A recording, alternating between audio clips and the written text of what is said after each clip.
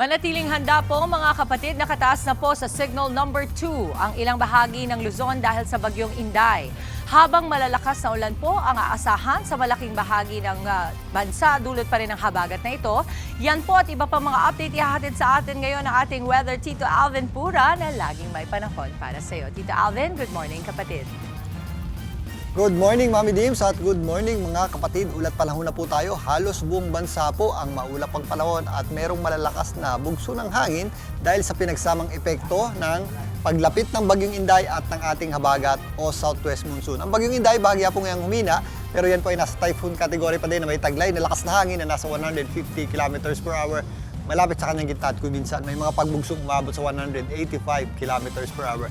Ito po ay huling namataan ng Pag-asa sa layong 640 kilometers east ng Basco Batanes at patuloy na kumikilos paitaas, pahilagang kanluran sa bilis na 20 kilometers per hour. Sa ngayon, yung kanyang paglabas na kaulapan o yung kanyang outer rain bands at wind field ay sumasabit na po sa Northern Luzon at extreme Northern Luzon. Samantalang, ang habagat po southwest monsoon ay nakaka-apekto po sa malaking bahagi na po yan ng ating bansa.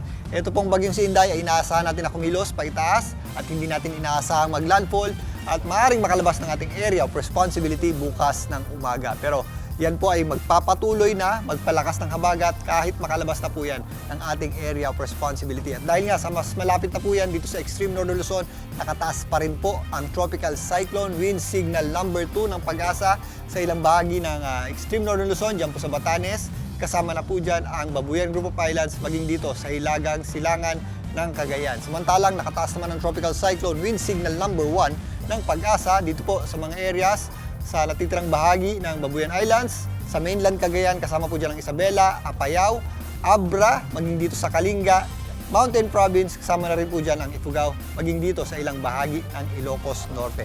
Para naman po sa ating mga pagulan, maulap po ang panahon natin ngayon dito sa Northern Luzon, kasama po dyan ang Ilocos Region, mga kabundukan ng Cordillera, maging sa Cagayan at Isabela, kasama na rin po dyan ang extreme Northern Luzon na may kasama pong pabugso-bugsong hangin at posible rin po yung malalakas na pagulan, lalong-lalo na dito sa itaas na bahagi ng ating bansa. Ang malaking bahagi naman ng ating bansa ay apektado ng habagat o southwest monsoon, kasama po dyan ang Zamboanga Peninsula, Northern Mindanao, BARMM, kasama na rin po dyan ang Socsagen at posible rin po dyan ang mga kalat-kalat na pagulan. Ang malaking bahagi ng Visayas ay maulap din po ang panahon, pero yung ating concentration ng mas marami at mas malalakas na pagulan ay nandito sa kanlurang bahagi niyan. Kasama po dyan ang Isla ng Panay, maging dito po sa area ng Negros, maulan din po at maulap ang panahon natin sa malaking bahagi ng Mimaropa, lalong-lalo na sa area ng Mindoro.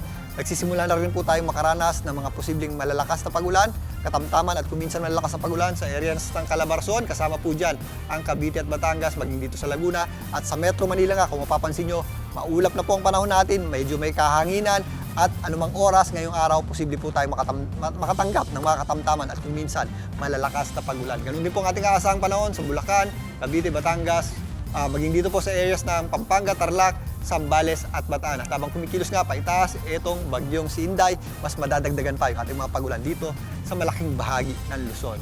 At narito naman po yung tinatawag nating heavy rainfall warning advisory ng Pag-asa. Ito po yung nagbabago every 3 hours. Ugaliin po nating i-check ito dahil ito ay halos real-time data. Nangyayari na po ito at yung ine-expect nating pagulan ay maaari din po natin matanggap dito. At meron tayong mga tinatawag na yellow, orange at red alert para malaman po yung ating kaukulang gagawin sa dami ng pagulan. Sa ngayon, meron na po tayong yellow o ibig sabihin marami na po tayong natatanggap na pagulan dito po sa areas ng Bataan, Zambales, Batangas at Cavite. At posible rin po yung ating mga heavy rains sa portions ng Bulacan at Quezon in the next 3 hours. So expectin po yan at ngayon, kasalukuyan, real-time data, affecting po o nakasalukuyan pong nangyayari na ang mga pagulan sa areas ng Cavite, Batangas, Laguna, Metro Manila, Pampanga, Zambales, Bulacan, Rizal, kasama na po dyan ang natitirang bahagi ng Calabarzon. So ugaliin po natin i-check tong heavy rainfall warning advisory ng Pag-asa.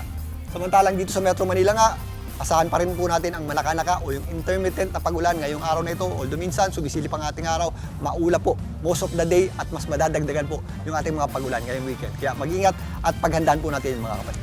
At yan muna latest sa ating lagi ng panahon. Muli ako po ang inyong weather Tito Alvin na laging may panahon para sa iyo. Mga kapatid, dito Alvin Pura po na laging may panahon para sa iyo, umaraw man o umulan, dapat laging handa. Kaya para maging updated sa pinaka-latest weather updates, mag-follow at mag-subscribe na sa social media pages ng News 5.